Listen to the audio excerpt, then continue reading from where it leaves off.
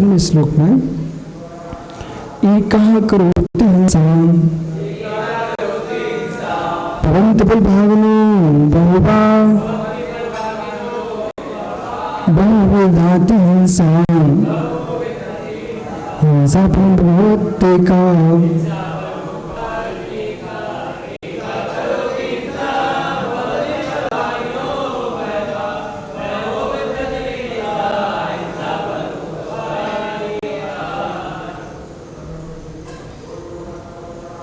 आचार्य भगवान समझा रहे हैं एका करोति हिंसा।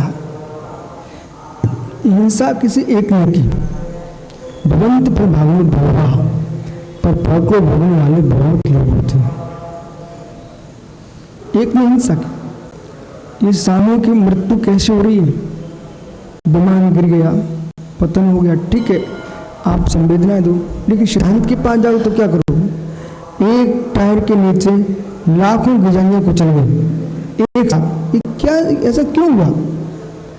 सामूहिक बलात्कारी, सामूहिक कुकर्मी, सामूहिक पाप करने वाले लोग सामूहिक प्राणों के भोग को प्राप्त होते हैं। एक ने एक पाप किया, हजारों ताली बजाई, अनुमोदना की, श्रीपाल ने कचरा डाला, सासों ने ताली बजाई, सासों के साथ पुष्टि हो गई। रोज में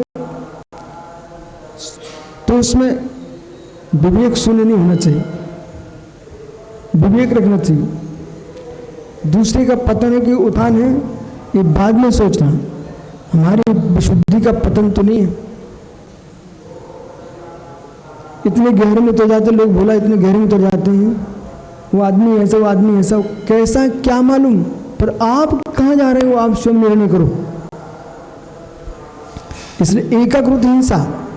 एक चांडाल ने फांसी लगाई, हिंसक एक है, खड़ी भीड़ देख रही है, बोले बहुत अच्छा हुआ, बहुत अच्छा हुआ, बहुत, तुम सब हिंसा के भागीदार हो। भवन्ति फलभागिनो बहुधा, फल के भोगने वाले बहुत लोग हैं। कोई चोर था, डाकू था, लुटेरा था, उसने चोरी की एक आदमी की, पर वो पुलिस ने पकड़ लिया, उसको पीटने लगी पुलिस। अब भोला कहता हाँ इसका ऐसे ही होना चाहिए था। नरक में गए नारकी, रावण का जीव है। आप पद्म पुराण पढ़ रहे थे, रावण के जीव के पिटने कुटने की बातें लिखी हुई थी, हाँ इसको ऐसे ही होना चाहिए। अरे भाई, नरक के नारकी की भी हिंसा मत करो अपने भावों से। इसलिए आप मुरादों को इस समय राज धर्म अलग है, यति धर्म अलग है, पहले अंतर ध्यान दीजिए। राज धर्म अलग है, यति धर्म अलग है। वो राज धर्म है, लेकिन यतियों को दोनों में मध्यस्थ होना यति धर्म है। न आप यहाँ की बम की, न वहाँ के बम की, अपने आप को संभाल के रखने की जरूरत है। अन्यथा जीवन भर भूख प्यास गर्मी सर्दी सहन करते रहे पर भाव हिंसा नहीं त्याग पाए, गति वही होगी। एक सैनिक वहां बम फोड़ रहा है, वो इतनी हिंसा कर रहा है, या तुम भाव में बम फोड़ रहे हो, तुम भी हिंसक नहीं हो।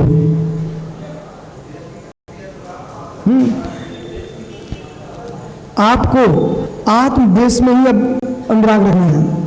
आत्मदेश में, इसलिए आध्यात्मिक जीवन और सांसारिक जीवन में भेद करने सीखो। कोई भी संबंध विश्वास मानो, बोलो इधर देखो, इधर देखो, और पंडित जी देखो राजनेता है, ठीक, राजनेता है, बड़ोसा है, तुम जानते हो उनको, उनसे मैं प्रश्न रहा हूं, पंडित जी साधु महात्माओं को किसी बेटा बेटी की शादी की फेरे परवाह नहीं होना चाहिए? देखो, एक राजनेता तुम्हारे सामने खड़ा किया हमने, वो क्या बोल रहे हैं, फिर से पूछो, पंडित जी साधु महात्माओं को कोई लड़का लड़की की शादी के फेरे पड़वाना चाहिए? अरे उससे तो संतान बढ़ेगी, धर्म चलेगा।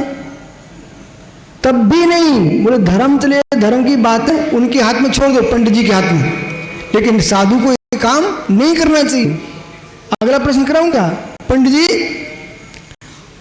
ये बड़ौद का तुम्हारा मित्र साथ में आया है, ये चाहता मेरी दुकान अच्छी चले, और हमारे ये बड़े भैया हैं, ये अच्छे व्यापारी के लड़का हैं, ये व्यापार की सारी क्रिया जानते हैं, तो इन भैया को इन्हें बताना चाहिए ना। ये व्यापारी के लड़का भोले भैया, लेकिन अब ब्रह्मचारी बन गए हैं, अब इन्हें ऐसी बातें बताना चाहिए क्या? देख लो, आपको मैं राजनेता से बोल रहा हूं पंडित जी, ये भोला एक ब्रह्मचारी है और देश में किसी ने आक्रमण कर दिया, तो मोदी जी को तो विचार करना चाहिए, आपको भी करना चाहिए, लेकिन इन्हें